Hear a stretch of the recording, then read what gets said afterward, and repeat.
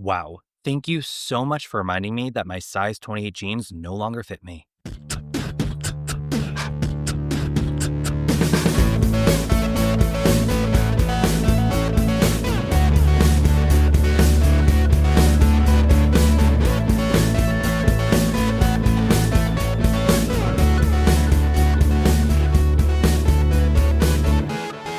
Hello, my LGBTQTs, and welcome back to another episode of A Jaded Gay. I'm Rob Lovelace, and today I am a mixture of a jaded and non-jaded gay because my neighborhood is being destroyed. So for almost a year now, my street has been undergoing construction. The water department sent through some construction crews to dig up the water pipe in the middle of the street, and then they were planning on putting new sewer pipes in. So they came in October, dug up the middle of the street, and then just put a patch over it. Like they just poured the pavement, they didn't level it, they didn't seal it, so it was a mess. Then they came back at the end of March and they were going to start digging up the sidewalks to put in the new sewer line. So my neighbors all thought that they were coming in, they were going to tear up all the sidewalks in the street, put in the new sewer lines, and then do all new sidewalks and do an all new street, which they've done on the street over from me. And then 2 streets over from that, they're planning on doing that now. However, they announced that they're not doing that. They're just patching up and fixing as best as they can. So literally the construction crews are currently digging up the previous patch and then patching over that. So we have 2 levels of patches on top of the original street that is unsealed and not level. So it is just a mess. It's a headache. People are screaming on my street. So I'm pretty jaded about that.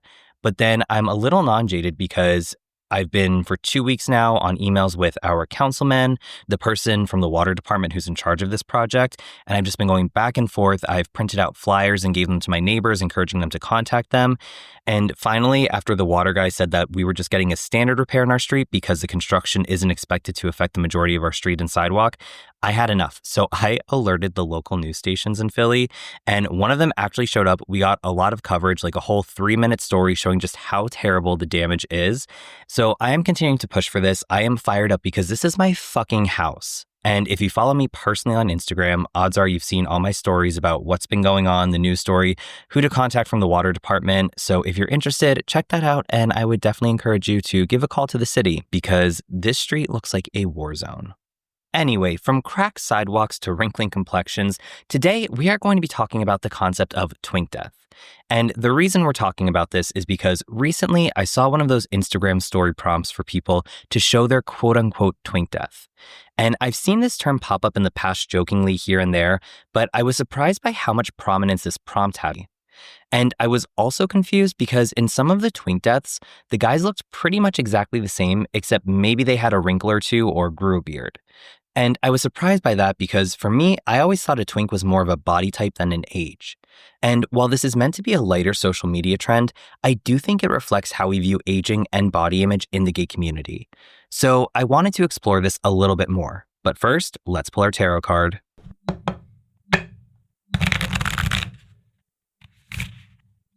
So today we drew the twink in reverse. Just kidding. We actually pulled the 8 of Pentacles in reverse. The suit of Pentacles, as you may remember, is tied to the element of earth. It's very grounding and stabilizing in nature, which ultimately nurtures us. It's feminine energy, so it's asking us to meditate and reflect. And Pentacles is tied to putting in the hard work and reaping the fruits of our labor. In numerology, 8 is tied to infinity, movement, success, and transition. And if you think about the number 8, it's kind of shaped like an infinity sign, which represents that our energy is infinite and it's always moving through us. So when we pull the 8 of Pentacles in reverse, it's telling us that we're feeling undervalued. This card appears when we're working on development or self-improvement, but it indicates we may be focused on creating perfection, which obviously does not exist. And our pursuit of perfection may be blocking us from adapting and changing, which ultimately hinders our path forward. And working toward the impossible goal of being perfect can ultimately cause us to feel burnt out and discouraged. So this card is telling us we need to take a step back and assess where we're at and make sure we're focusing on the right things that will bring us genuine happiness and help us achieve our broader goals. And with that in mind, let's start off by asking the question, what is a twink? Well, according to Urban Dictionary, it's an attractive, boyish-looking young man. The stereotypical twink is 18 to 22, slender with little or no body hair, often blonde, dresses in club wear even at 10 a.m., and is not particularly intelligent. Ouch. Meanwhile, dictionary.com says it's a colloquial term for a young, attractive gay man with a slim, boyish appearance. Now, the origins of the term twink are debated. Some say it first appeared in 1963, although evidence supporting that is limited. Meanwhile, some think it's derived from the older British gay slang term twink, which is a homosexual male prostitute. An Oxford English Dictionary claims its origins date back to the 1970s, having been derived from the word Twinkie, which, according to Collins Dictionary, was offensive slang for a young homosexual man, especially one who is boyish. Regardless of origin, a December 2024 Them article titled, "What is a Twink? Everything You Need to Know About the History of the Queer Slang Term" claims that the term gained popularity in the 90s and early 2000s thanks to Queer as Folk and other quote-unquote twink-forward media. And fun fact to note, Wikipedia uses Troye Sivan and Timothée Chalamet as prime examples of twink. Wikipedia also goes on to claim that twink is a form of gay subculture, serving as a purely physical marker for attributes any one person may hold and or acquire, highly dependent on normative society's take on beauty standards as a whole and what the community puts forth and prescribes to. And going back to the Them article, they list the following as characteristics of twinks. Gay men who have low body fat or a petite and dainty frame. They are usually in their late teens and early 20s, or at least look like it, and they do note that elder twinks do exist. The archetypal twink has no facial hair and pretty or feminine features like wispy eyelashes or a cherubim complexion. And in the public imagination, they are often white and blonde, but over the years, that notion has been challenged and discussed, particularly as the definition of twink has expanded to include other queer folks besides cis gay men. So again, to me, a twink has always seemed to indicate a certain body type, and like the article noted, elder twinks do exist. But most of these definitions seem to indicate an age range or that the twink in question has to have a boyish appearance. So with all that in mind, what exactly is twink death? Well, a June 2021 entry on Urban Dictionary defines it as when a twink turns 30 and they are looked at as dead by the rest of the gay community. Another definition is that twink death is when a man who was previously described as a twink is shown later in life as particularly ugly. And another cuts even deeper, defining it as a twink who has aged and can no longer be seen as a twink anymore, likely due to male aging symptoms such as balding and wrinkles. And Urban Dictionary's examples are pretty brutal, citing Matthew Broderick as an example of twink death and hoping that Shawn Mendes doesn't go through twink death like Leonardo DiCaprio did. And the thing that's interesting to me is that the first Urban Dictionary definition is tied more to aging, while the other two definitions are tied to physical appearance as a result of aging. And all those definitions are very negative, focusing on how the twink in question is no longer desirable and is physically unattractive as opposed to just someone who doesn't fit the twink archetype as they've gotten older. And especially the first definition seems synonymous with gay death, which ties back to the episode we did on that a couple years ago.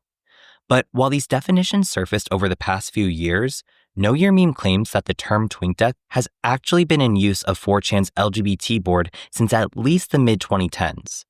And I wasn't familiar with 4chan, but it's an anonymous image board site which seems kind of similar to Reddit.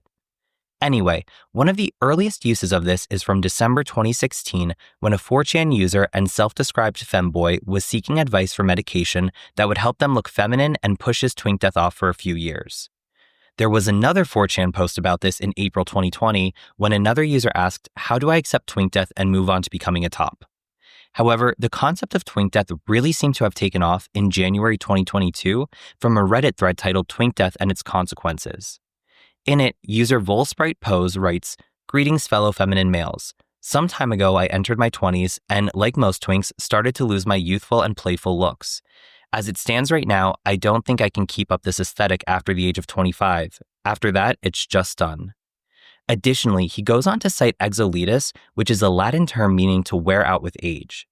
In fact, in ancient Rome, the word referred to a certain class of homosexual males or male prostitutes, although its precise meaning is unclear to historians. And in May 2022, a screenshot of one of the 4chan threads about twink death was posted on Twitter, and by December of that year, it was widely used. And then in February 2023, Twitter users began posting side-by-side images of celebrities' younger selves and older selves with the caption, "Twink death is a terrifying thing." And these quote-unquote celebrity twink deaths included Leonardo DiCaprio, Alex Jones, barf, and Joe Biden. And then more recently, in March or April of this year, I've been seeing Instagays posting their quote-unquote twink eras via the story prompt saying, "Show your twink self." And like I said before, When I had seen twink death things on social media, it was more tied to body type, like someone got beefier or stopped shaving their chest. But in doing the research for this episode, I was surprised by how a lot of its origins is tied to a fear of aging or being ugly. And while the concept of twink death can be a lighthearted thing, there are also some problematic elements to it. As noted in a 2024 Grindr blog, there's an implication that anyone in the LGBTQ plus community who doesn't fit the twink archetype is considered less than. And I think this ties back to the idea that gay men are still learning how to age. We've talked about this in a number of episodes, but we lost an entire generation of gay men in the 80s and 90s from AIDS. And because of that, many grew up without role models of what a well-adjusted gay man could be. So we didn't have examples of what it looked like to be an authentic gay man or have a healthy gay relationship or even just learn to embrace aging. You know, society as a whole is youth obsessed, but for gay men, this is particularly true. And part of that is because during the height of the AIDS epidemic, clean-shaven, youthful faces and toned and muscular bodies were indicators of health. And now here we are decades later with gay men living long and healthy lives, but so many of us don't know how to do that authentically. We're holding on to these concepts of beauty that were a means of survival back then. And from that stems ageism and fat phobia and overall judgment over how we look, which is keeping us from embracing age and the changes that come with it. For example, last year, I gained some weight. I mean, yes, I was working out harder at the gym, but my diet also wasn't great, so I didn't gain all lean muscle, unfortunately. And in the past, when I was younger, if my weight fluctuated up a bit, it was relatively easy for me to lose it. But now I'm breathing heavy on 32, and it's not as easy for me to lose weight now, and I'm still working on it. And this has been tough for me because I keep thinking I'll feel more comfortable in my body when I get back to where I was. But the problem with that is I may never get back to where I was because I'm not 25 anymore. So how can I allow myself to be comfortable in my body now and not put my value on how my body looked a year or two ago? And that's a specific example, but I'm sure you can relate whether it's your weight or your hairline or your skin complexion or whatever it may be. Unless we have the budget of a Real Housewife, we can't freeze ourselves in time. Aging is something we have limited control over, and it's a normal part of life, and bodies change over time. So how can we better accept that? Well, going back to our body image episode, we can start being kinder to our bodies by speaking to ourselves as we would speak to our best friend. Don't be unkind about your appearance and challenge your critical thoughts. Also, avoid focusing on the body parts that you don't like. Instead, take a broader look at your body and look at the parts that you do like. Don't go on the scale every day and moderate your exercises. Take some time to do other fun things and hobbies that don't involve working on your fitness or body. And also, learn to love the body parts that you don't usually like. This is really tough, but it's all part of self-love, self-compassion, and self-acceptance. You don't need to have a six-pack in order to be loved. And above all else, moderate your use of social media. Believe me, it is so easy to compare yourself to those hot Insta-gays on there, but the reality is those body types are not attainable for a lot of us, and that doesn't mean that we're less than. And also, like we talked about in the gay death episode, there's several steps we need to take to actively work on overcoming internalized gay ageism. For starters, we need to acknowledge and reflect on internalized beliefs. Let's recognize and challenge personal biases that equate youth with worth and aging with decline. Also, engage in intergenerational connections. Make sure that you're building relationships with both younger and older LGBTQ+ individuals. You can even participate in intergenerational programs or mentorship opportunities to share experiences and break down stereotypes. Another big one is cultivate a sense of mattering. Find ways to feel valued in your community separate from your looks. This could include volunteering, joining social or advocacy groups, or sharing your story to reinforce your importance and visibility. You can also work with LGBTQ+ affirming therapists to explore internalized ageism and strengthen your self-worth, and therapy can help develop strategies for coping and building confidence as you age. It can also help you redefine personal narratives around aging. Let's reject societal ideas that frame aging as a loss.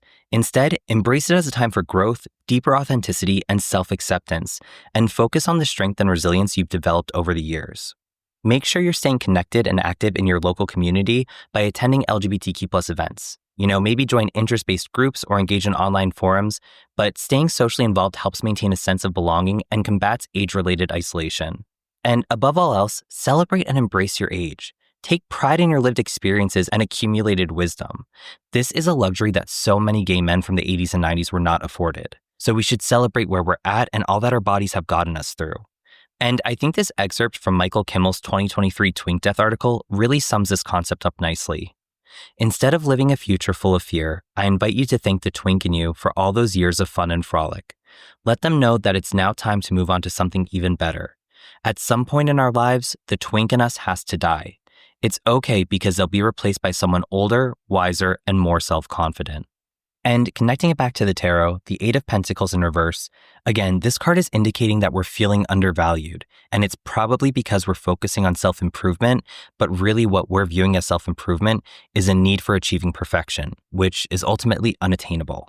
And working toward that impossible goal will cause us to feel burnt out and discouraged, and ultimately it may block us from achieving something really great. And ultimately, pursuing perfection can block our ability to adapt and change. Like we talked about, for so long, the gay community has put such emphasis on physical beauty. And for myself personally, going into any gay bar or gay space, it's really easy to feel intimidated and look around and see, oh my God, look at all these beautiful men. And what if I don't look as young as this guy? Or what if I'm not in as good of shape as this guy? And I feel like with summer around the corner, there's also a great deal of pressure around what does your beach body look like? And again, if fitness or beauty is your passion, that's great. There's nothing wrong with, wanting to have a good skin complexion or liking to, stay in shape by running or keeping active or lifting weights or whatever you're passionate about. But it becomes a problem when we become so hyperfixated on those things that it's keeping us from enjoying the moment that we're living in. I know I've talked about this in quite a few episodes in the past, but I've certainly had my struggles with body image from growing up heavier and then developing an eating disorder and then trying to, stay active all the time to kind of maintain a healthy weight. And from the time I was 14, I've probably always worried about the number on the scale and what I look like. And I'm still working on those things, but I still have my days where I get in my head. And especially when I was in my late teens, early 20s, I think that was when I was the most fixated on what I looked like body-wise and what that number was on the scale. And that's when I might have starved myself a little bit more or forced myself to work out a little bit harder. But the funny thing is, during that time, some of the really positive memories I have from in my 20s, whether it was, going on a great date or taking a vacation or whatever, I don't remember what that number on the scale was or how I felt in my body that day. I just remember the good times I had from the people I was surrounding myself with. And I'm fortunate that that's the case because I think that it's very easy to become fixated on the things you don't like about yourself, and that can keep you from actually experiencing joy and building community with those around you in the moment. Again, I know for so long the twink archetype was considered perfection in the gay community, but I think we can all agree it's really hard to achieve perfection. And luckily, at the same time, I feel that body image within the gay community has evolved. And I think it's important that we continue to promote inclusivity and not feel like we have to categorize people by body hair or body type or age or subculture or whatever, but that we can just see each other as members of the LGBTQ plus community. So let's take the time to really assess where we're at, how we're feeling, and what things really matter in our life. Again, the whole twink death trend on social media, it is a more lighthearted concept. I don't think there's anything wrong with it. As long as we recognize there's nothing wrong with us if we have never been a twink or if we no longer fit the twink mold, because we are constantly growing, we're constantly learning, evolving, changing, adapting. Aging is normal, bodies fluctuate. Those things don't dictate our worth as a human being. So whether you're somebody who currently identifies as a twink or maybe you're mourning your own twink death, let's just meet ourselves where we're at and appreciate where we're at in this moment and really focus on being a little kinder to ourselves. And also remember, dad bods are hot. Anyway, thank you so much for listening. I hope you enjoyed this episode. If you have any questions or feedback, you can reach out to me, rob@ajadedgay.com. Please remember to rate, review, and subscribe. 5 stars only. I greatly appreciate it. For more information on this topic, episode resources, blog posts, links to merchandise, socials, all that fun stuff, you can visit the website at jadedgay.com. You can connect with the podcast on Instagram, TikTok, SoundCloud, and YouTube at @ajadedgaypod. You can follow me personally, Rob Loveless, on Instagram at Rob_Loveless. Also, if you're feeling generous, consider supporting the podcast on Patreon for as little as $1 a month. That gets you instant access to episodes ad-free, a day early, plus exclusive monthly bonus content. Or if you just want to access the monthly bonus episodes, you can purchase them for $3 each. And if you're scared of commitment, don't worry, I get it. You can make a one-time donation on Buy Me a Coffee for any dollar amount, and both of those are at A Jaded Gay Pod. And remember, every day is all we have, so you gotta make your own happiness. Bye!